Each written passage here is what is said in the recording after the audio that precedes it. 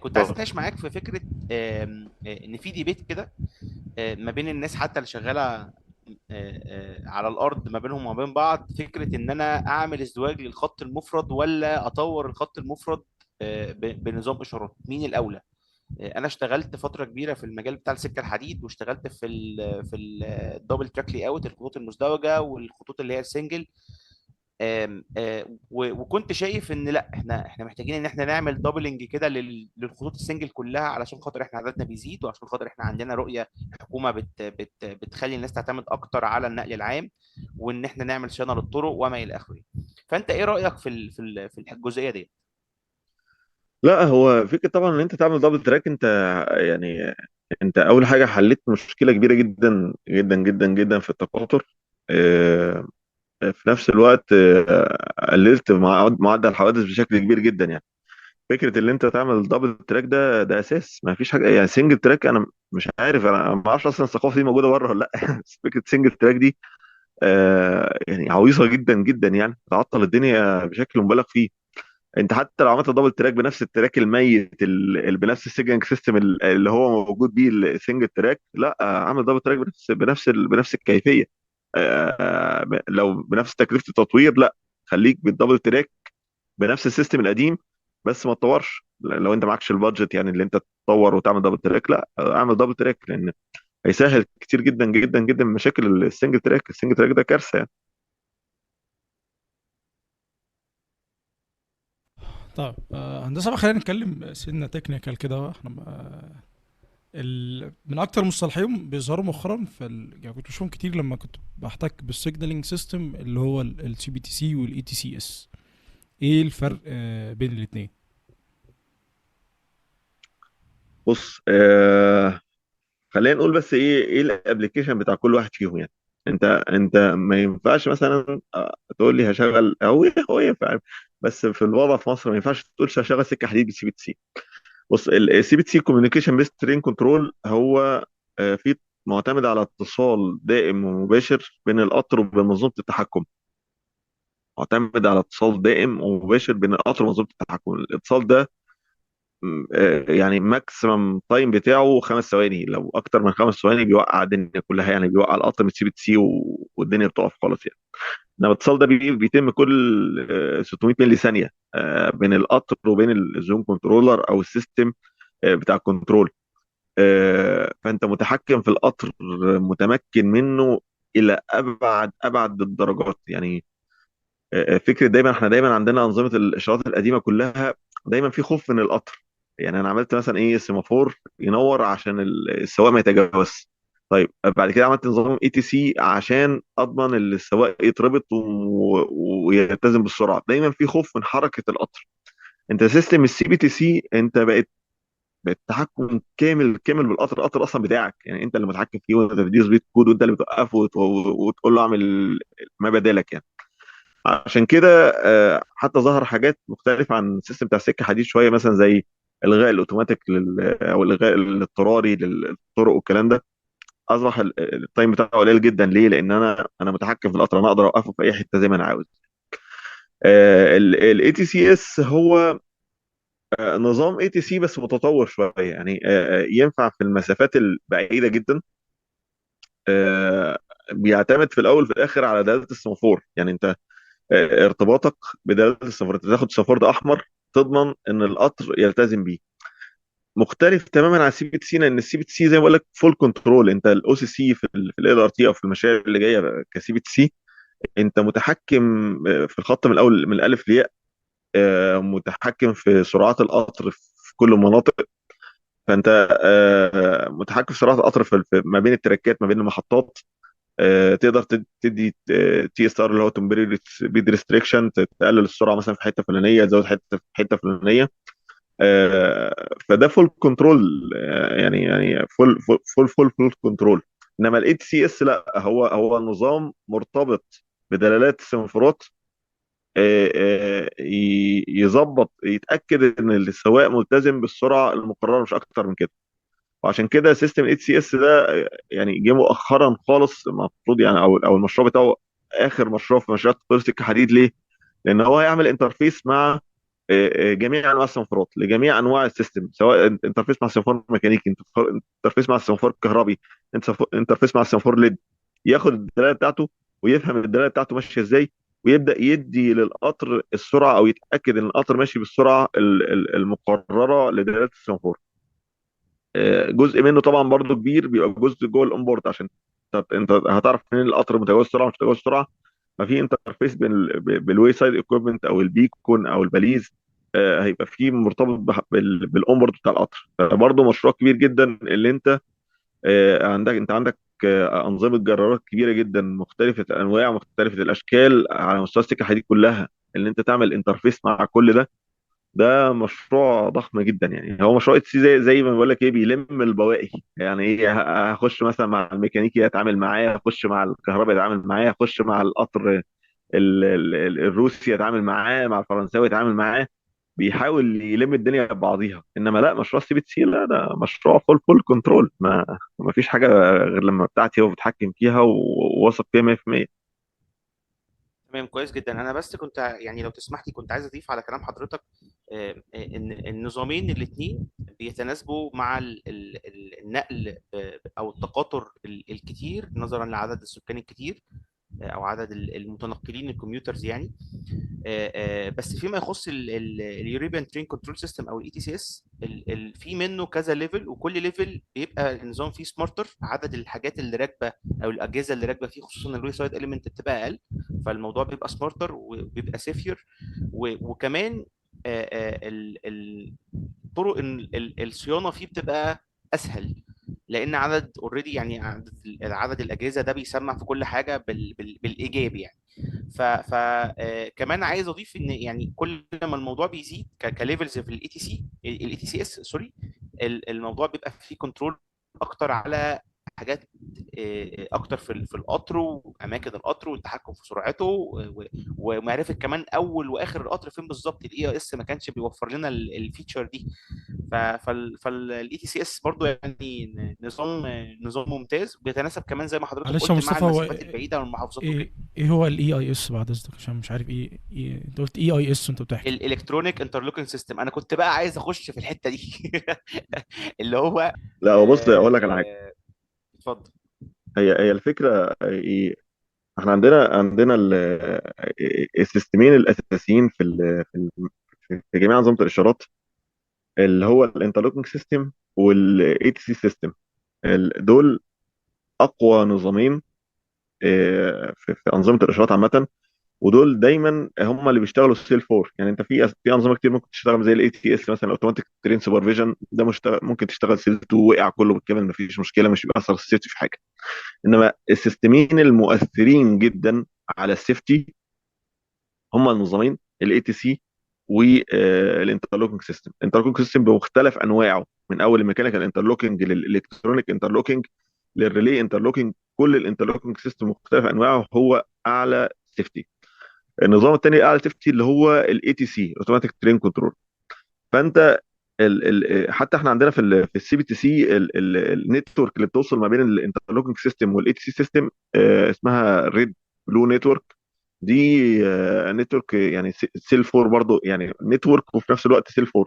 والداتا كوميونيكيشن سيستم والداتا ترانسفير ما بينها اعلى معدل وانكريبتد، يعني في كل الاحتياطات اللي تخطر على بالك يعني. الفكره اللي انت عشان تتكلم في انترلوكينج سيستم، مش هي السكه حديد اللي بدات كلها اشتغلت على الانترلوكينج سيستم، اللي هو بدا يشيل السيستم القديم، سواء اي اي اس، سواء سوري الريلي انترلوكينج او الميكانيكال انترلوكينج، وبدا يحط اللي هو الاي اي اس اللي هو الالكترونيك انترلوكينج سيستم.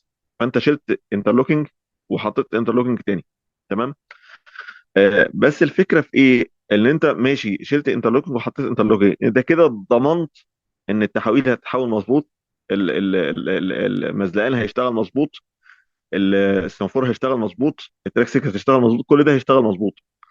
ولكن انت عندك سبيل كبير جدا للحوادث مختلف عن الكلام ده، اللي هو خاص بالاي تي سي. فبدا يبقى في فكر ان انت هتطور الاي تي سي اللي هو الاي تي سي اس.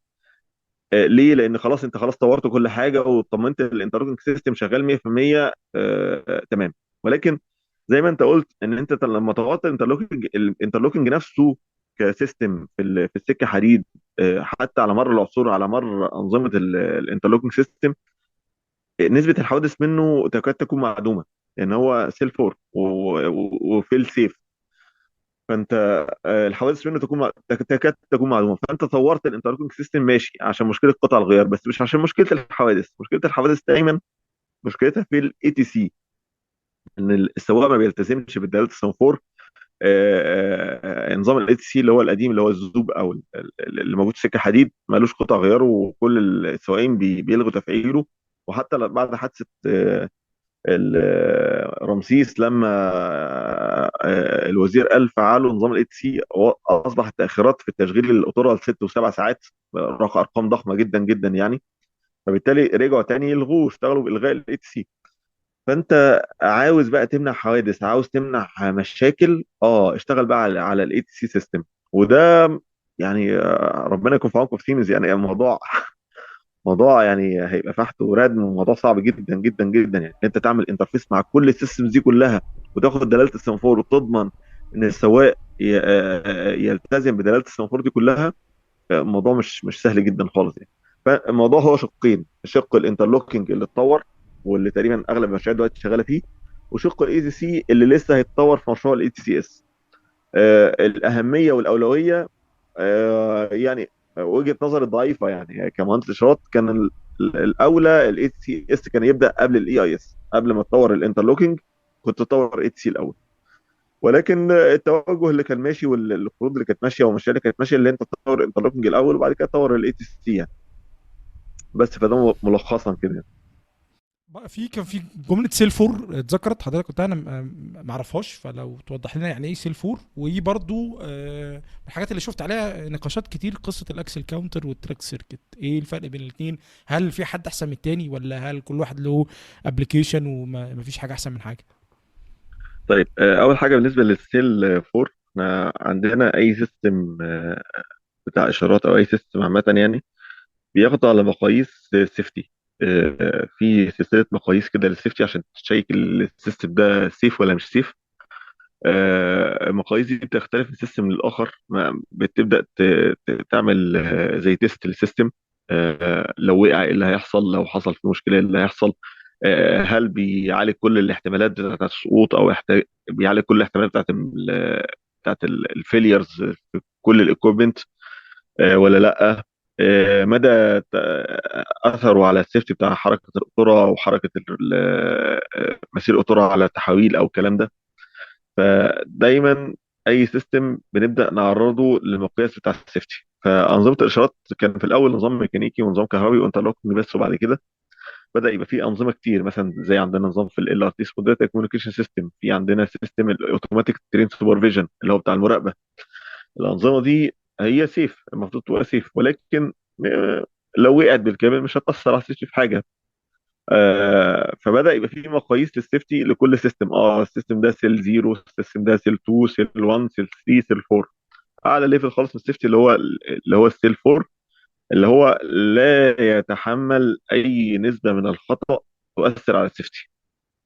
آه، فده اللي هو الانترلوكينج سيستم والاي تي سيستم. بتبدا بقى تدرج الليفلات بعد كده، مثلا زي الاي تي اس سيستم اللي هو اوتوماتيك ترين سوبرفيجن، ده سيل 2 مثلا. سيستم بيأثر على السيفتي، بس في نفس الوقت مثلا هضرب لك مثال بسيط: المراقب بتاع الاو سي سي يقدر يعمل حادثه؟ ما يقدرش يعمل حادثه. هتعد تعدي ما لا، تعدش براحتك. بالظبط، ما يقدرش يتسبب في حادثه بنفسه. بالظبط كده. فبالتالي هو سيستم مش مؤثر على السيفتي، لان هو كسيستم بحد ذاته انا باخده اصلا اعمل له فلترايزيشن. يعني كل الكوماند اللي بتيجي منه بروح على الانترنت سيستم اعمل لها فلترايزيشن، اشوف تنفع ولا ما تنفعش. دي النقطه الثانيه، الفرق بين الاكسل كاونتر والتراك سيركت. احنا عندنا يعني خلينا نتكلم ككونسبت: ترين ديتكشن ده بيتم بكذا حاجه، يا اما باكسل كاونتر، يا اما بتراك سيركت، يا اما بالسي بي تي سي، او عن طريق الواي فاي سيستم وكده يعني. فالسيستم القديم كان موجود اللي هو الاكسل كاونتر، وكان من زمان جدا جدا يعني.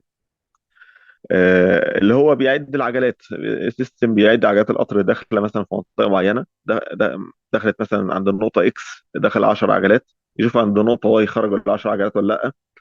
لو خرجوا يبقى خلاص النقطه بين اكس وواي فاضيه كلير، ما فيش قطر. لو العدد مش هو العدد، بيبقى يقول التراك ده اوكيوبايد، ان هو مشغول. الميزه في الاكسل كاونتر اللي هو السيستم لطيف خالص جدا، اعطاله قليله جدا، مش اعطال كتير. الانستليشن بتاعه مش محتاج كابلات كتير، ولا محتاج يعني ما فيش اي مشاكل خالص في السيستم بتاعه، في الكونفجريشن بتاعه. ملوش ارتباط وثيق بالسكه. مثلا في مشكله في القضيب، في مشكله فاصله، في مشكله في اي حاجه، ملوش اي ارتباط بالسكه. العيب الوحيد اللي ليه المؤثر اللي هو ما بيعملش ديتكشن للبروكن ريل. يعني التراك سيركت عشان الكونفيجريشن بتاعها مختلف.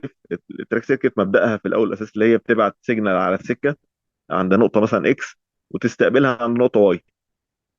السيجنال دي طالما ماشيه من اكس لواي، خلاص يبقى كده ايه التراك كلير. مجرد ما القطر جه على السكه دي وعمل دخل البوجي، عمل شورت على السيجنال دي، فالسيجنال دي ما تتنقلش للواي، فبيقول لك ايه التراك اوكيوبايد. طيب لو حصل لا قدر الله كسر قضيب في المنطقه من اكس لواي، السيجنال ما بتوصلش للواي برضه، فبيحصل التراك اوكيوبايد وهو ما علوش حاجه. فيبدا الناس تروح تبص مثلا، ممكن تلاقي ايه اللي فيه كسر في القضيب، ففي ديتكشن للبروكن ريل. دي اهم ميزه في تراك سيركت. ولكن كتراك سيركت طبعا تاثر شديد جدا بالسكه وحاله الفلانكات ولو حصل مثلا المطره والسكه مش مظبوطه، فيبدا يوصل القضيب البوزيتيف بالقضيب النيجاتيف، فيبدا يحصل اكيوبانسي. بيتاثر جدا من الوساطه العازله على اللي بتوصل بين تراك والتراك تاني. بيتاثر بالكومبوننت بتاع التحويل، مثلا كتمساح، كبليدز، او كستوك ريل. كل ده بيتاثر بيه بشده يعني. كل ابلكيشن منهم ينفع يستخدم هنا وينفع يستخدم هنا، بس زي ما بقول لك يعني ايه، الناس بتفضل لو انت بتستخدم سيستم، لو الديتكشن سيستم بالنسبه لي بريورتي مثلا رقم 1، بستخدم تراك سيركت. ليه؟ لان يعني اول حاجه دقه اعلى بكتير جدا من الاكسل كاونتر، في نفس الوقت اعتماد عليه اعتماد كلي يعني. إنما مثلا سيستم زي السي بي تي سي اللي احنا شغالين بيه، احنا بنعرف عربيه القطر اصلا بالاساس عن طريق الواي فاي سيستم، عن طريق الداتا اللي بيبعتها القطر للسيستم بتاعه. لو حصل السيستم ده كله وقع، بنبدا نلجا للسكندري ديتكشن اللي هو الاكسن كاونتر، مثبت كنظام بديل للنظام الاساسي للديتكشن سيستم يعني. تمام يا هندسه زي الفل.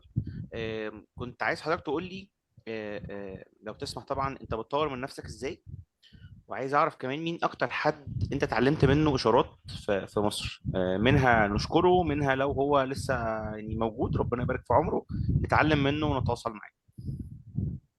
طيب هو الشخص الاول الحمد لله زي ما قلت لك، أنا نزلت من باور الاشارات. عرفني بقى يعني ايه بسم الله الرحمن الرحيم اشارات، الف باء اشارات، كان الله يرحمه ويحسن اليه مهندس محمد عبد الفتاح سلمان. يعني لا امل من الدعاء ليه ومن ذكره عند اي حد، ان ربنا يرحمه ويتغمده برحمته. ربنا سبحان يرحمه. الله، يعني هو توفى بعد ما اشتغلت معاه بحوالي 8 شهور او 9 شهور. كان ادالنا كل الداتا بتاعت الاشارات، وادالنا كل ال يعني السيستم الاشارات ماشي ازاي وفكرته وهكذا يعني. الشخص التاني اللي اتعلمت منه ويعني استاذ الاشارات ويعني خبره في الاشارات، عاوز اقول لك اللي هو ما شاء الله بيعمل الديزاين هنا في مصر وبيبعته فرنسا يتوافق عليه عشان يرجع يتنفذ، المهندس توفيق عنبر. ربنا يديله الصحه وطول العمر، يعني ما شاء الله سنه ما شاء الله كويس، حاجه و60 تقريبا. ده استاذ واستاذ الاشارات في مصر من اول من الالف يعني. وعرفني يعني ايه، يعني احنا كنا دايما بنشتغل في خط اول، بتفهم الرسم وتشتغل على الرسم وخلاص على كده يعني. يعني حصل عطل بتمشي على الرسم وتشوف الحل بتاع المشكله. لا، في ليفلات تانية، في ليفل بعد ما توصل لحل مشكله وتوصل لحل العطل، تبدا بقى تقعد تدونه في ورقه وقلم. العطل ده كان سوي ايه والاستفاده اللي انا استفدتها ايه. آه، آه، آه، توصل لمرحله ليفل اعلى من كده شويه كمان، ان انت تفهم كل كونتاكت مثلا في الدايره فايدته ايه، ان ده اتحط هنا ليه وده اتحط هنا ليه. تخش على الليفل بقى الاعلى خالص اللي انت تحاول تعمل الديزاين للدايره من اول وجديد. ان انت خلاص انا فهمت الديزاين ماشي ازاي وفهمت الرسم ماشي ازاي. تعالى مثلا هاجي محطه مثلا زي السيده زينب، السمافورة ده انا هعمله ديزاين. ايه بقى الكونديشن اللي هاخدها في اعتباري وابدا افكر فيها؟ طب احط هنا ايه، احط هنا ايه. ارجع ابص على الديزاين الاساسي اللي موجود، وهكذا يعني. فده منصف يعمل ما شاء الله اللهم بارك. انا لما اشتغلت معاه في مشروع المرج، هو حاليا في شركه اليستوم، كان فاهم كل كونتاكت هو بيحطه ليه، وهو بيعمله ديزاين بنفسه، ويبدا يبعت الديزاين لفرنسا يتوافق عليه، ويبدا يتنفذ على ارض الواقع. القعده معاه قعده ثريه للغايه، مجرد بس انت تقعد معاه بس تتكلم معاه كده، هتستفيد وكل حاجه يعني. بس ما اعرفش هتضطروا توصلوا له ولا لا يعني. هو طبعا مشغول على طول دايما، وراجل يعني لا يعلى عليه ما شاء الله في مجال الاشارات في مصر يعني. انت يا باشا واسطتنا، انت اللي هتوصلنا للراجل الطيب ده. لا ان شاء الله الناس بتوع لسه حبايبنا كده ممكن يعني ايه، بس ده محتاج قاعده لسه بنفسها يعني. ان شاء الله. طيب يا ريت بس تعرفنا انت بتطور من نفسك ازاي. بص، التطوير من نفسه اقول لك على حاجه يعني. احنا مجال الاشارات دايما، انت عشان انت تخش مجال وتبقى توب فيه، او تبدا تطور من نفسك فيه، لازم تتابع بشكل مباشر وبشكل دوري آه، كل وسائل التواصل اللي فيه. بمعنى يعني مثلا الناس بتعتبر لينكد ان ده موقع وظائف، انا صراحه ما بعتبروش كده يعني. انا بخش ادور على على شغل فيه يعني. ولكن بتشوف التكنولوجي راحت لفين، بتشوف المجال الاشارات بيتطور بيروح لفين، بيوصل لايه. انت فيما بعد سي بي سي، في رحت في الاتش سي اس ليفل، في ليفل 3 كمان. في بعد كل ده بدا بس عندك سيستم كذا وسيستم كذا وسيستم كذا، عملوا سيستم تاني اسمه كبسوله مش عارف ايه. انظمه الاشارات دايما بتتطور ودايما بيحصل فيها تحديث. القرايه 100% السبيل الاساسي اللي انت تحصل علم. آه، تقرا سبيكس في اي مشروع في اي حاجه. مثلا هضرب لك مثال بسيط جدا. مثلا الاسبوعين اللي فاتوا دول كان في توجه كده، احنا لسه هنشتغل في مصر اللي هو البي اس تي، البلاتفورم سكرين دور. ده لسه هيبدا يتعمل في مصر، في الخط الرابع في مونوريل والكلام ده. حاجه زي كده ما حدش اشتغل فيها قبل كده، ولسه بتبدا تظهر جديد. بدات ادور على كاتالوجات وتواصلت مع ناس، والحمد لله قدرت اوصل شويه كام مانوالز كده. تبدا تقرا فيها، تبدا تتعلم فيها لو انت وقفت عند نفسك في مجال الاشارات، اللي انت في الحته الفلانيه اللي انت خلاص بقيت متمكن فيها. يعني انا كنت اشوف نفسي لو انا مثلا ايه، انا فضلت في الخط الاول في المترو وشايف الرسومات والحمد لله فهمتها وواعيها وزي الفل. وخلاص وقفت عند كده، الموضوع كان انتهى بالنسبه لي. بس الفكره لا، انا رايح عشان اقرا في الحته الفلانيه، ورايح اخش في المشروع ده عشان افهم فيه. دخلت الحمد لله في مشروع خطيب عالمي عشان اخد السبيكس بتاعته واقدر افهم فيها، واقدر يكون ليا صف في سي بي سي. النقطه اللي بنصح بيها مهندسين الاشارات عامه، يعني الناس كلها تبدا تخش فيها. كان في معهد اللي هو الاي ار اس اي، ده معهد ريلوي بتاع السيجنال على مستوى العالم، مشهور على مستوى العالم، كل الناس بتاع السيجنال على مستوى العالم عارفينه. يعني يشاء القدر في اول ما جالي في اداره الاشارات كنت بفكر حرفيا ان انا اسافر عشان اخد الشهاده منه وابدا اتعلم فيه، واخد يعني ابدا اخد منه شهاده كحاجه سيرتيفايد. الحمد لله فتح اونلاين في خلال السنتين اللي فاتوا، وبدات الدنيا في يعني بدا ينفع تاخد الشهاده وينفع تعمل الاختبارات بتاعته كلها اونلاين. فده وسيله كبيره جدا ان انت تتعلم الكونسيبت بتاعت الاشارات، تتعلم الدايره بتاعت الاشارات، تتعلم مبادئ الاشارات كلها يعني. تمام يا مهندس. مهندس يوسف، لو انا كلمتك انا كمهندس اوبريشن، او انا كمهندس مينتنانس، او انا كمهندس باور النهارده، او انا لسه حد حديث تخرج عايز ادخل مجال السيجنالينج، ايه اللي انا محتاج اعمله عشان اقدر اقدم والناس تقرر تعمل معايا انترفيو وتقبلني؟ دي حاجه. الحاجه التانية، مهندس يوسف نفسه لو رجع بيه الزمن من 10 سنين اللي ورا، او يعني خلينا نقول في سنه 2011 كده، ايه اللي هيرجع يعمله تاني او هيعمله مختلف عن اللي عمله، او ايه اللي هياخد باله منه يشتغل فيه من بدري؟ طيب بالنسبه للنقطه الاولانيه، انت كمجال سيجننج زي ما اتكلمنا في الاول كده، اللي انت ما عندكش حاجه تقدر تتعلم بيها سيجننج في مصر، حاجه اوفيشال او حاجه كورس معين او كده يعني. ولكن اللي تقدر تطور من نفسك فيه جدا جدا جدا وهيفيدك جدا في السيجننج، الجزء بتاع الكلاسيك كنترول. كلاسيك كنترول بكل تفاصيله، وتبدا من اوله خالص.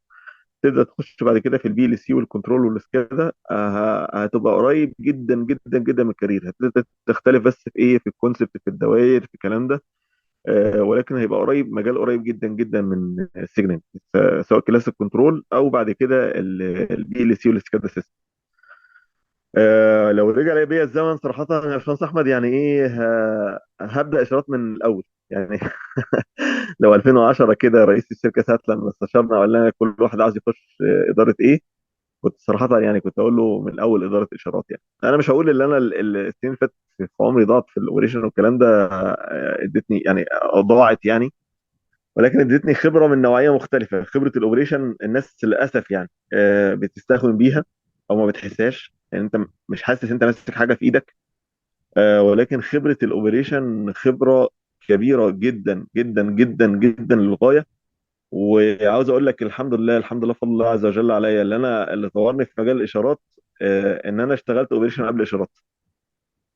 وحاسس بمدى تاثير الاشارات على الاوبريشن، وحاسس ب فكر الاوبريشن ذات نفسه، وفكر السنترلايز اوبريشن بالذات كسي سي بي او او سي سي. وازاي بيعمل انتجريشن بالسيستمز كلها، وازاي بيدير المنظومه بتاعت الاوبريشن. لولا كده ما كنتش يعني تحت عندي يعني ايه، كنت ممكن يحصل كلاتشات كتيره جدا مع الاوبريشن. يعني دايما كلاتشات جامده بين الاوبريشن والمينتنس. بس انت لو فاهم الاوبريشن وعشت مع الاوبريشن، الحمد لله كانوا فتره كبيره، كان 4 سنين ونص مع الاوبريشن. لا الوضع مختلف، الوضع تحت غير فاهم هو فوق بيفكر ازاي، فبناء عليه تحت هتعمل ازاي. ف انت عارف هندسه، على ذكر النقطه دي الله يمسيه بالخير، كان مهندس كان شغال في شركه مصنعه للكهرباء. فكنت لما كنت شغال في الباور قبل ما بينقل للريل يعني. فكنت انا مقاول عام ومهندس مشروعات مقاول عام وكده، فانا بنفذ، فانا ما كنتش عارف حاجه عن الاوبريشن خاص بشركه الكهرباء اللي هو مركز التحكم القومي وكده. فهو الراجل كان عنده خبره يعني في الموضوع ده. فكان لما بيجي يستلم مني شغل كان بيقول لي لا والله بص دي كذا فيها مشكله، عشان الراجل بتاع الاوبريشن هتسمع معاه في المشكله الفلانيه، وهيبقى شايفها بالشكل العلاني، فاحنا هنعمل كذا عشان نسهل عليه، او عشان لما يجي يستلم يبقى عارف ان ده هو اللي بيتناسب معاه. فده بالظبط يعني نفس اللي حضرتك بتتكلم فيه، فكره ان انت في مرحله ما بتشوف السيستم اللي انت بتعمله ديزاين او بترميه في الارض دلوقتي او بتنفذه، الراجل اللي فوق هيبقى شايفه ازاي، وهيبقى الانعكاس بتاعه عنده ازاي فعلا. هي دي فكرة التكامل على فكرة، اللي احنا كنا بنتكلم عليها من شوية، ان الناس بتتكلم مع بعضها وكل واحد عارف التاني بيفكر ازاي، فعندهم قرار ان هم يريحوا بعض. بالظبط. بالظبط. آه، ف... بالظبط. ف... وكمان انا حابب اضيف لحضراتكم فكرة ان لو بعيدا عن الفوائد العظيمة للاوبريشن، للاسف الشديد انا ما اشتغلتش اوبريشن، ربنا ما قدرش يعني لحد دلوقتي. بعيدا عن الفوائد العظيمه والتكنيكاليتيز وما الى اخره، هي بتخلي البني ادم يكون ديسيشن ميكر، صاحب قرار. انا دي في حد ذاتها اصلا حاجه مهمه جدا جدا جدا في المجال الهندسي وفي الحياه عامه يعني. انك تكون صاحب قرار، تاخد قرار وتفكر فيه، وتبقى كمان بتفكر تحت ضغط. ده شيء كويس، ده ملكه مش عند الناس كلها، بتفكر بهدوء تحت ضغط. ف... فيعني ربنا يبارك، وان شاء الله كلنا بلا استثناء يعني نستفيد من بعض في وقت ما. يعني احنا محتاجين باشمهندس نعمل يوسف، بودكاست مع اتفضل. الباشمهندس احمد عشان يشرح لنا اوبريشن لازم شويه. يا باشا. لا بس والله انت استاذنا يعني، الله يعزك يعني. الله يكرمك يا دكتور. طيب يا باشمهندس يوسف، دلوقتي يعني هناقش معاك ظاهرتين كده في مصر بيحصلوا دلوقتي، عايزين نتناقش فيهم. ظاهرة أول حاجة تركيب الكمر الخرساني للتحويل. للناس اللي ما تعرفش، كان قبل كده دايما بيكون خشب. فخلينا نعقد مقارنة سريعة ما بين الفلنكات الخرسانة والفلنكات الخشب، ونقول تعليقنا على الكمر الخرسانة واستخدامها في التحويل في الشبكة بتاعت التحويلة. والظاهرة التانية فكرة إن ما بقاش في مصرح قوي في مصر فكرة إنشاء مزلقانات، وإحنا عندنا مزلقانات بشكل فظيع. فبرضه كنت عايز أعرف البروس والكونز، المميزات والعيوب بتاعت وجود وعدم وجود المزلقانات. طيب هو بص، بالنسبه للنقطه الاولانيه يعني الحمد لله، انا كان الخبر بالنسبه لي يعني عاوز اقول لك عملت فرح. لقيت فعلا بداوا ينزلوا تحاويل بكاميرا خرسانه. الكاميرا الخشب يعني، وده برضه مش عايزين نبخس حقه. هو الكاميرا كويس جدا، في تحكم فيه شويه، اللي انت ممكن تحركه شويه يمين شمال، تظبطه تقلبه تعمل فيه ما بدالك شويه. ولكن معدل تهالكه عالي جدا، معدل تهالكه رهيب يعني. شويه مثلا الناس بتنظف وترش من التحويل، زيت بينزلوا عليه، بيبدا يشقق، بيبدا يفلق، بيبدا يتقوس، بيحصل فيه مشاكل يعني ايه، ضخمه جدا جدا جدا يعني. الكاميرا الخرساني لا، مختلف تماما. الكاميرا الخرساني اكثر ثباتا، وما فيهوش المشاكل الكتير بتاعت الكاميرا الخشب، من مثلا التشقق، من التقوس، من اللي هو يقلب، اللي هو يتحرك. لا، ما فيهوش المشاكل الكتير بتاعت الخشب. ده احنا بالنسبه لنا حتى في مشروع ال ار تي لما بدانا، يعني كان عندي لوم شديد على بتوع التراك، يعني يا جماعه خلاص احنا داخلين في مشروع جديد، اشتغلوا بقى كاميرا خرسانه. فقال لك لا، للاسف ما فيش حد بيصنعه في مصر. فبالتالي كان في تخوف شديد لما يحصل مشكله منه، الدنيا تقف. ما انت ما فيش عندك كاميرا، فتضطر تستنى تستورد من بره. حركه التحويل هتبقى اقل واسهل بكتير. مشاكل التراك بالنسبه للتحويل، احنا عندنا دايما برضو من ضمن الانتجريشن والانترفيس الشديد جدا جدا جدا بين هندسه السكه والاشارات في مساله التحويل. ودايما للاسف يعني فكره اللي ايه، انا ماليش دعوه، ده ماليش علاقه، لا المشكله مش عندي، المشكله من عندك. مشكله شهيره جدا بين الاشارات والسكه في الصيانات يعني. ففكره ان انت تخش بكاميرا خرسانه هيقلل كتير جدا من المشاكل. هي هيخلي المشاكل ما بين الانترفيس ما بين السيجنال والتراك اقل بكتير جدا يعني. النقطه الثانيه اللي كنت بتتكلم فيها، بتتكلم في إيه؟ انا نسيت. المزدانات. المزالات. بص، انا صراحه ما اشتغلتش في مزالات فتره كبيره، يعني فتره شغلي في مزالات كانت قليله، مش كتير يعني مع سيسترا.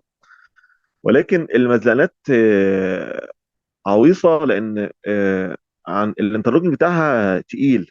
يعني المزالات فيها كونديشنز كتير جدا في الانترلوكينج. يعني مثلا هضرب لك مثال بسيط.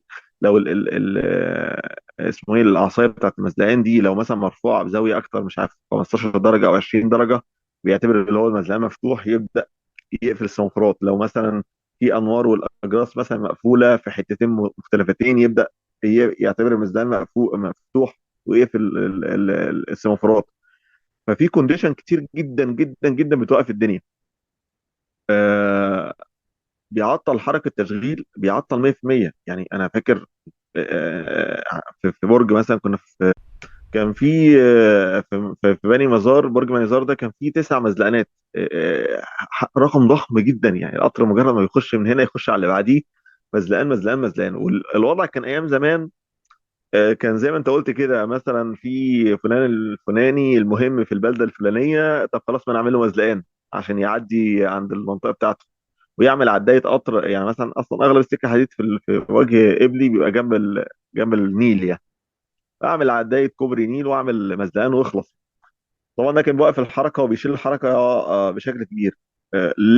لو في فعلا فكره في السكه الحديد اللي هي تسرع تشغيل، الغي المزنقات دي واشتغل كباري وانفاق، هتوفر كتير جدا جدا جدا. وتبدا تسهل في حركه الانترلوكينج بتاعك. انا عاوز اقول لك في مترو الرياض بتتكلم في مشاريع في اطوال ضخمه جدا، مئات الكيلومترات. تقريبا المزنقات اللي موجود فيه حوالي 4 أو 5 حاجه كده يعني الباقي كله انفاق وكباري. فطبعا بتاثر بشكل كبير جدا على الاوبريشن، واعطالها كتير يعني. اعطالها، عاوز اقول لك اعطالها اكتر من التحويل تقريبا يعني. طبعا، وانت يمكن حضرتك يعني اتكلمت تكنيكال قوي عن الموضوع. يعني لو تسمح لي برضو اضيف على حضرتك فكره، او ازيد يعني فكره كمان السيفتي، يعني فكره الحوادث والوعي بتاع الناس يمكن مش احسن حاجه. فكره السيفتي دي مهمه جدا جدا جدا زي ما حضرتك قلت قبل كده في العلم بتاع السكه الحديد، لان ده انترسكشن ما بين العربيات او وسائل مواصلات اخرى مع القطر، الاثنين عمودين على بعضهم، فتحصل كوارث يعني. فكل فعلا ما الموضوع بيقل، كل ما الحركه بتبقى سموث اكتر وبتبقى سيف اكتر وما الى اخره. لان احنا للاسف الشديد كان عندنا معابر كتير في مصر زمان، يعني معابر غير شرعيه وبقت مقننه عن طريق جعلها مزلقانات. انت بتتكلم مثلا في خط واحد مثلا 100 وشويه كيلو، انت بتتكلم في 100 مزلقان، فده عدد ضخم جدا يعني، حاجه فظيعه يعني. طيب كنت عايز اتكلم معاك في فكره احنا الجو دلوقتي حر. تمام. ف قرينا كتير قبل كده في فكره ان الحر والتمبريتشر والجو الحر ده بيكون احدى مسببات التاخير للرحلات. فكنا عايزين نعرف الحر بيأثر على ايه بالظبط، ولو حضرتك برضو تزيد علينا فكرة ايه مسببات التأخير بتاعت الرحلات بتاعت سكة الحديد في العالم كله، يبقى كتر ألف خير. بص اقول لك على حاجه. احنا دايما حركه القطارات او مسيره القطارات مرتبط دايما بالسكه، وطالما السكه مستعده والدنيا سليمه فالدنيا ما فيهاش مشاكل يعني. بتوع هندسه السكه، وده جزء تخصصي شويه في هندسه السكه، يعني انا هقول اللي انا اقدر اعرفه فيه. دايما بيقيسوا درجه الحراره بتاعت القطر، وبناء عليه بيحدد السرعه بتاعت المسير. القطر طالما سخن ودرجه الحراره بتاعته مرتفعه جدا، ممكن بسهوله وبساطه جدا اللي هو يحصل له زي انبعاج، او يعني بدل ما هو يبقى ماشي مستقيم يحصل له تقوس من النص، وممكن لا قدر الله يسقط قطر في النص. ده فبالتالي حضرتك بنتكلم على قصدك التراك. بنقيس حرارة التراك. التراك. التراك، القطار. انا قلت ايه؟ اه تمام، القطر. القطار. اه لا لا، التراك بيتقاس درجه حرارته، وبناء عليه بيحددوا سرعه القطر المقرره. يعني في الخط الاولاني كل يوم حرفيا بيقيسوا درجه حراره التراك. اه درجه حراره عاليه، لا قلل السرعه مثلا من 80 ل 60، قللها ل 50 وهكذا. لان زي ما بقول لك، لو التراك درجه حرارته مرتفعه، ممكن لا قدر الله القطر مشيان على التراك بسرعات عاليه، يخلي التراك يحصل له انبعاج او تقوس. وطبعا الاتساع بتاع السكه هيزيد، وممكن يوقع قطر لا قدر الله يعني. نقطه تانية برضه اللي بتختلف او اللي بتخص بينا كاشارات شويه، اللي هو التحويل. ال- الابر وقضبان الجنب لما بيحصل طبعا درجات حراره عاليه،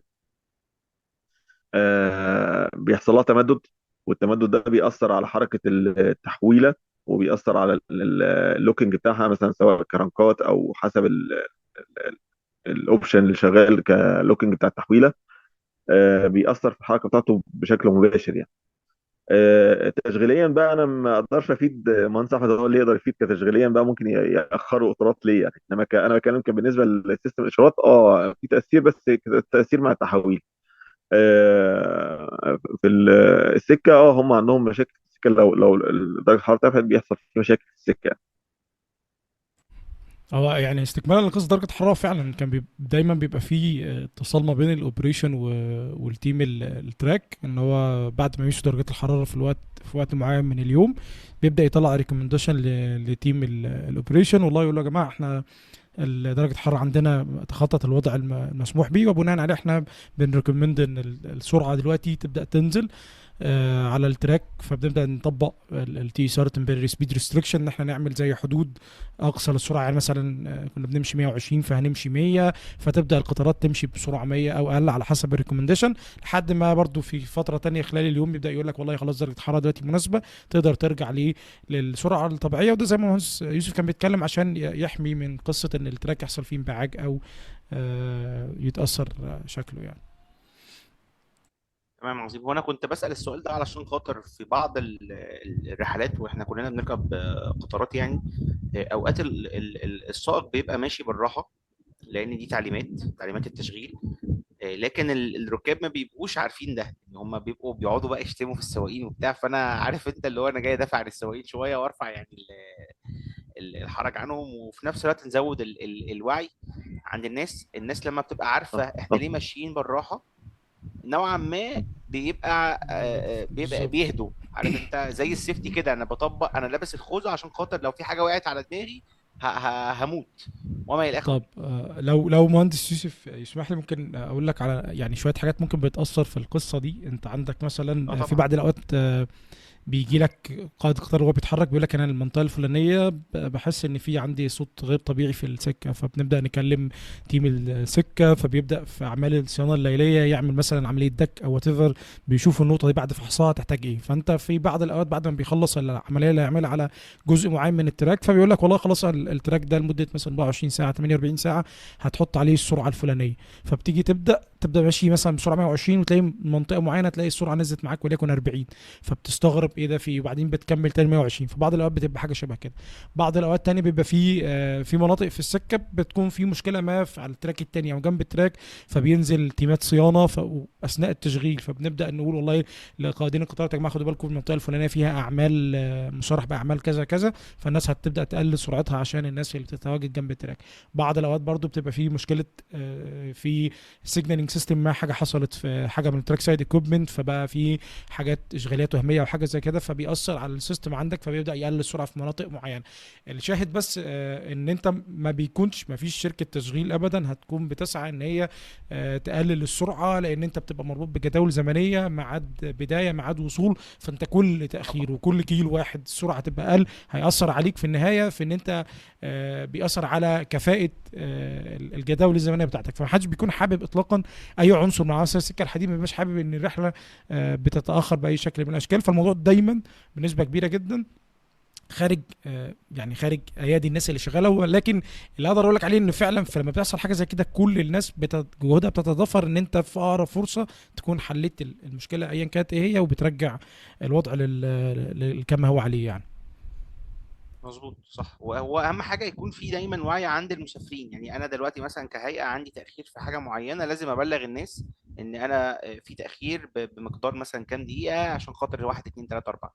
وحتى يمكن كمان من الميجرز اللي هم بياخدوها ان هم ساعات بيطلوا الجوانب بتاعه القطار بلون زي اللون الابيض، دهان ابيض، عشان خاطر يقلل امتصاص القضيب للحراره، وبالتالي بنمنع الموضوع بتاع الباكلينج او الظاهره اللي الباشمهندس يوسف اتكلم عليها، هي فكره الانبعاج وما الى اخره. طيب يا هي باشمهندس بس يوسف في انا نقطة اتفضل. في نقطة بس كده، ايه الفكرة اللي انت توعي الراكب بالمشكلة او الكلام ده مش بشكل صحيح قوي.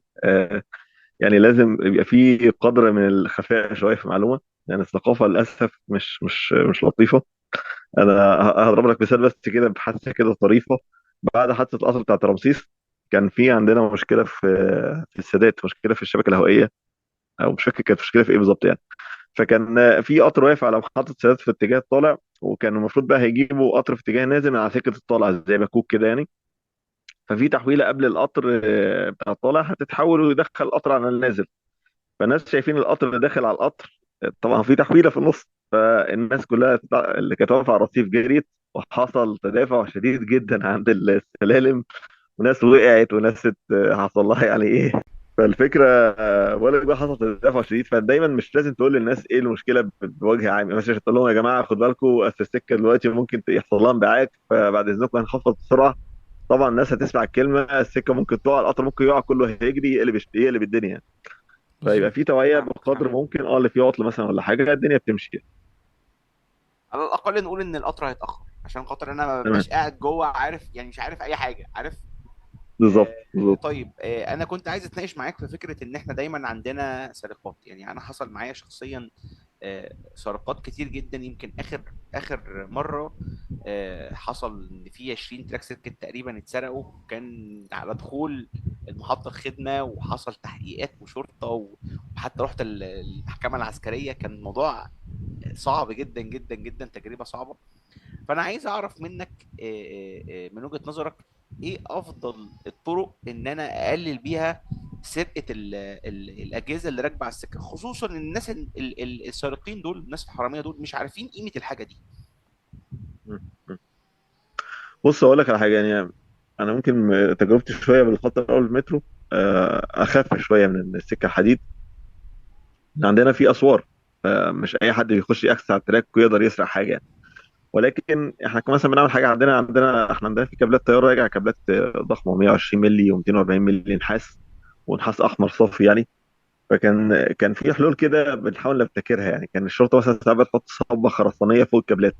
هو ده مش حل واقعي قوي، ولكن بيمنع السرقه بمعدلات معينه. ولكن فكره التعامل مع السرقه والتعامل مع الكلام ده، انت اصل ده خطر، انت مش هتقدر تواجهه، او مش هتقدر تمنعه، او انت خط السكه الحديد كله بالكامل على المسار كله بالكامل مش مصور، مسار مفتوح اي حد بيعدي في اي وقت. والاجهزه بتاعت السكه. يعني انا برضو اصلا مستغرب نظام الاي تي سي اس ده هيطبق ازاي ولا هيتعمل ازاي. او تحط باليز وتحط حاجه. الناس للاسف يعني الحراميه بيسرقوا وهو مش عارف هو بيسرق ايه اصلا. هو مش عارف فايدته ايه ومش عارف هو بالنسبه له ده كيلو نحاس. بالنسبه له ده كيلو حديد. مش اكتر من كده. يعني ما بيفكرش في اكتر من كده. هو راجل دماغه تعبانه عاوز يجيب برشام ولا عاوز يجيب كذا. والدنيا ايه، هات حديد، هات مش عارف ايه، بيروح يسرق يعني. الفكره دايما اللي انت هيبقى فيه يعني انت ممكن تحل بطرق اللي انت تخفي المعدات اللي موجوده على السكه بقدر الامكان. مش هتقدر تخفيها بالكامل. يعني مثلا الترانس بتاع تراك سيركت هتعمل له ايه؟ غير مثلا اللي انت ممكن تحطه في بوكس تحت الارض مثلا معلوم بعلامه معينه تقدر بتاع الصيانه على الاقل لما يروح يعرف ياكسس عليه. طبعا باي بي عالي جدا بحيث ما يخشوش لا تراب ولا مشاكل. مقفول من كل حته بحيث ما يخشوش اي تعابين ولا فران ولا الكلام ده. ما يتاثرش برضه درجه الحراره.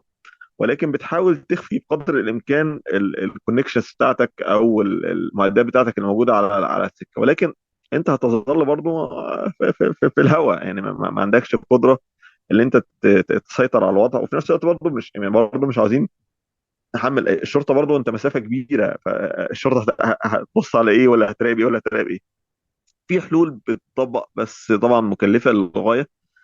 كاميرات مراقبه على مسار الخط بالكامل. طبعا ده حل ضخم بيكلف ماديات عاليه جدا. شويه يعني في برضه كانوا عايزين يعملوا في الار تي حاجه كده. نظام فايبر موجود اسمه ايه، على الاسوار تراك بحيث لو حد يتجاوز اسوار، تمام. الاسوار هيبدا يدي الارم. بس لو برضه في عيوب قاتله. يعني مثلا قطه عدت فكلب بيعدي مش عارف ايه، بتحصل مشاكل منه. فالحلول كلها حلول كده يعني ايه تمبروري. مفيش حل تقدر تقول ده الحل الرسمي اللي يقدر يصلح المشكله يعني. تمام، عظيم جدا. هو تعليقا على الاي بي او الانجلش بروتكشن، هو المقاومه بتاعه دخول الماء والاتربه، وبيبقى ليه كودز عشان خاطر لو حد حابب ان هو يبحث في الموضوع اكتر. وتعليقا على كلام حضرتك، ان التراك سيركت بيكون محطوط تحت الارض في حته اكسسبل، وفي نفس الوقت الاي بي بيبقى بتاع الجهاز نفسه بيبقى عالي عشان خاطر حمايه الترانسفورمرز مثلا من الميه والاتربه والكلام ده. متحقق في مصر الحمد لله في شركه اليستو. انا يعني بحييهم على الحلول دي. آه، بعد اذنك هتقول لنا بقى ايه افضل مشروع نقل من وجهة نظرك في مصر، سواء كان موجود او مش موجود، وايه افضل مشروع برضو من وجهة نظرك خارج المنظومه بتاعت النقل. والله بص، هو بالنسبه للمشروع يعني انا بالنسبه لي ودايما حاطه في اعتباري ان شاء الله احاول اشتغل فيه ان شاء الله. افضل مشروع شايفه هيؤثر جدا على حركه الركاب ويأثر على التقاطر ويأثر على الازدحام. هو مشروع الخط السادس لمترو الأنفاق. الخط السادس تقريبا شبه موازي للخط الأولاني. هيخف الضغط بشكل كبير جدا جدا على الخط الأولاني. هيبقى في قلب القاهرة، ماسك برضو القاهرة الكبرى تقريبا أولها لآخرها. هيخف زحمة جدا على الخط الأولاني. في نفس الوقت هيخدم ناس كتير جدا جدا جدا في المناطق العادية. آه، السؤال التاني كان إيه؟ افضل مشروع الاول، خارج لا، افضل المنظومه. مشروع خارج منظومه النقل بيتحقق دلوقتي في مصر في اي مجال. انت لما تابعت الاخبار كده لقيت ان الموضوع حلو جدا. والله انا فكره بالنسبه لي التصنيع الداخلي او التصنيع المحلي لمصر ده. يعني مثلا سمعت اللي في اتجاه لتصنيع عربيات في مصر. آه، اعتقد المشاريع دي يعني بتدعم الاقتصاد بشكل رهيب. يعني انت مجرد ما تصنع حاجه محليا اول حاجه هتخف المستهلك المصري. السعر هيخف شويه وفي نفس الوقت انت هتحقق ايرادات كبيره جدا من التصدير يعني. ففكره التصنيع المحلي وتصنيع العربيات يعني تصنيع العربيات محليا ده بالنسبه لي من افضل المشاريع اللي بتطبق حاليا في مصر يعني. او من افضل التوجهات اللي ماشيه دلوقتي حاليا في مصر. تمام جدا. هندسه يعني حاليا شغال على حاجه اشبه بين، انا بحاول انا وتيم كده معايا بنجهز ل هاكاثون. الهاكاثون ده بيبقى حاجه زي مسابقه بيتجمع فيه سواء طلبه او خريجين من مختلف الخلفيات، سواء بقى مهندسين سوفت وير، مهندسين هاردوير، كهرباء، يعني مختلفات، يعني ثقافات او خلفيات مختلفه. وبيبدا الهاكاثون بيبقى فكرته ان احنا بنديهم مشكله، والناس دي كل تيم منهم بيحاول يشتغل على مشكله. الحقيقه انا كنت حابب ان انا اعمل الهاكاثون ده، يعني ممكن على السنه الجايه ان شاء الله، في مجال الموبيليتي. انا مشكلتي بس في المجال مدى توفر الداتا. هل لو انا حبيت اعمل حاجه زي كده هقدر الاقي المشاكل وداتا ليها؟ عشان الناس، لما ما هو الناس عشان تحل المشكله لازم يبقى معاها داتا كافيه عن المشكله عشان تقدر تمبلمنت سوليوشن، سواء السوليوشن ده تكنيكال، سواء السوليوشن ده هاردوير او وخلافه. هل هقدر الاقي يعني داتا اقدر احصل عليها بسهوله، سواء المشاكل او الداتا الحاجه بتاعتها، عشان لما اوفرها للناس اللي هتشتغل هتعرف تعمل الكلام ده ولا لا؟ دي حاجه. الحاجه التانيه بقى سؤال لي انا ومصطفى، ايه النصائح اللي حضرتك تقولها لنا عشان نطور اكتر من البودكاست اللي احنا بنعمله؟ هل ترشح لنا ضيف معين او توبك معين نتكلم فيه؟ طيب بالنسبه للنقطه الاولانيه توفر الداتا، للاسف يعني في مصر الداتا مش سهل تتحرك. واحنا حتى في اي شغل حتى لينا كاستشاري او كمقاول مع اي شركه او مع اي اونر، بيبقى في ريستريكشن كتير جدا جدا على ان انت تاخد داتا. انا عاوز اقول لك مثلا أنا كنت باخد داتا عشان عاوز تاخد داتا عن ال RT، اضطريت ان أنا اجيب مثلا من بره مصر عشان اعرف اقارن بالداتا اللي موجوده عندي في المشروع، واقدر اعمل ديزاين ريفيو كده يعني.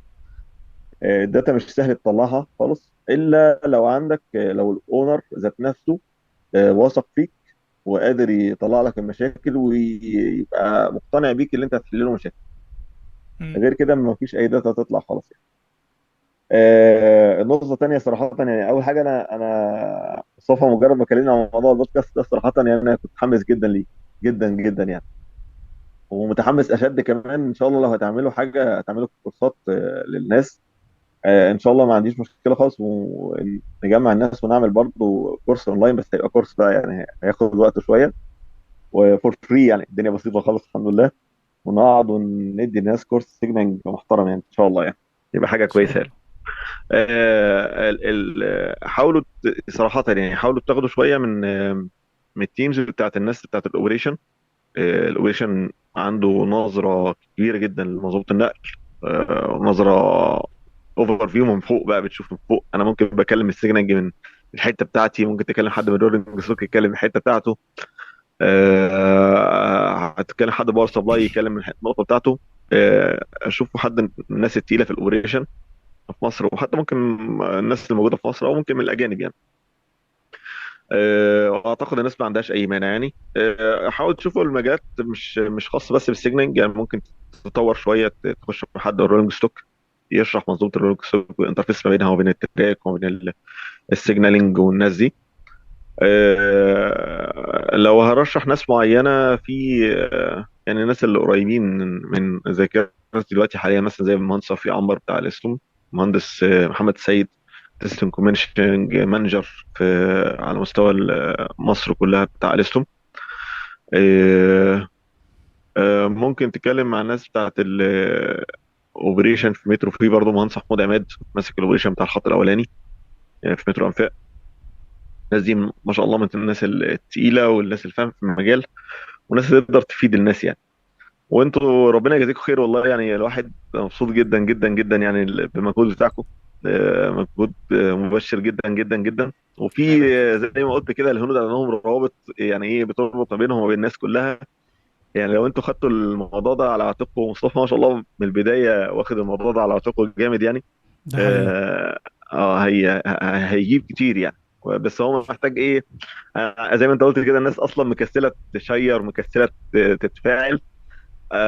لا يعني انا حتى والله لما بلاقي اي حاجه عاوز احطها بحطها، يعني عاوز ايه الناس تستفيد ويبقى في تفاعل من الناس كلها، والناس كلها تبقى قريبه من بعضيها، مش حته اللي انا عندي النو هاو بتاعتي وخلاص على كده. في برضه من ضمن الناس اللي صراحه انا ارشحكم ان انتوا تتكلموا عن ناس تكنيكال عاليه جدا جدا جدا على اعلى مستوى، وخدت كورسات في الباك اوفيس وفي الاون اوفيس. مهندس احمد دويدار من الستوم، ده برضو تمام. من الناس الكتيره جدا والشباب يعني من السن بتاعنا يعني. المهندس محمد سيد، مهندس توفيق عنبر، ما شاء الله يعني الناس الجيل القديم شويه. ربنا يديهم الصحة. آمين. المهندس احمد دودار لا من الناس الجديده اللي ما شاء الله دايسه في المجال يعني. تمام جدا يا هندسة. احنا طبعا في اوقات ممكن نستعين بحضرتك يعني كواسطة لينا في ان ان احنا شاء الله تحت نحصل امركم على في اي وقت. ضيف جديد، الله تحت يعزك امركم يا في اي عم. وقت. انا صاحب يوسف آه. حلاوه. لا ليه بعد كده؟ كده خلي الناس نبعت لهم تحبك. الحلقه بتاعت مهندس يوسف ونقول لهم يا جماعه احنا ايه، احنا عايزين نطلع معاكم حلقه بقى خلاص يعني، احنا كده عدينا لا الله خلاص. يكرمك، الله الله يكرمك، انا يخليك. سعيد والله جدا بس شويه اللي اتكلمنا احنا فيهم. احنا اكتر والله يا هندسه، وانا فعلا ربنا يبارك فيك يا يعني رب. هي الحلقه هي في حلقه فعلا هتتعبنا في المونتاج، بس بامانه والله يعني حتى انا باكد على الكلمه مصطفى اللي قالها في نص الحلقه، ان الحلقه فعلا جميله جدا جدا جدا، وانا الله انا يكرمك سعيد يا رب. بكل دقيقه والله احنا قعدنا نتكلم فيها انتوا هتنزلوا الحلقه واتمنى الاولى يعني بس باقي امتى؟ الحلقات انا مستني. الايه. هتنزلوا الحلقه الاولى اللي عملتوها امتى؟ ان شاء الله، كان مصطفى لسه بيسالني والله، ان شاء الله خلال يعني ربنا لو ربنا ييسر كده بخلص حاجه وهعرضها على مصطفى، ولو كده ان شاء الله تطلع بكره باذن الله، ان بكره شاء بعد الله، ان بالكتير شاء باذن الله، الله يعني. ان شاء تمام الله، ماشي ان يا شاء اسف، الله انا بالتوفيق. انا شاكر جدا لحضرتك، وشاكر جدا الله يكرمك، شاكرين جدا ليك يعني ان والله. انت طلعت معانا الله يكرمك، ولكل معلومه انت قلتها. الله يكرمك يا هندسه، الله يكرمك يا شكرا هندسه، يا اشوفك على باشمهندس خير يوسف، كده ان شاء احنا الله. سعداء بيك، وان شاء الله بامر الله انا يعني اسعد والله. بطمنك وبطمن الشباب اللي هيسمعوا الحلقه بامر الله، ان احنا هنبدا في الموضوع. يعني انت ابتديت مبادره عظيمه جدا، يعني الموضوع بتاع الكورس ده، واحنا كنا اتكلمنا مع بعض ما بيننا وما بين بعض قبل كده على الموضوع بتاع شرح الفيديوهات وبتاع، فاحنا صح هنحاول ان احنا صح نعمل صح، احسن حاجه، نبتدي احسن ان شاء حاجه. الله، ان وطبعا احمد شاء الله. معانا اضافه باذن عظيمه الله، يعني. الله يبقى يعزك. كورس بقى مجمع، عارف انت في حاجه انيشيتيف كده هنديه اسمها ريل فاكتور، الناس بتخش تاخد عليها اه كورسز كتيره، فاحنا هنعمل تمام، ريل فاكتور المصريه بامر الله يعني. ان شاء الله، ف... ان شاء ان الله. شاء الله. فبامر الله يعني خير، واحنا سعداء بيك وتشرفنا بيك، الله يكرمك يا هندسه، انا وربنا ينفع سعيد بيك يا سعيد رب جدا والله. ويرفع الله من يكرمك، قدرك، الله وان يكرمك، شاء الله زي ما احمد قال هتكون حلقه عظيمه يعني. ان باذن شاء الله. الله، شاكرين شكرا جدا جزيلا. بس. الف الف مع شكر. السلامه، تسلم يا مع حبيبي، السلامه، اه تسلم. السلام آه. عليكم. مع السلامه.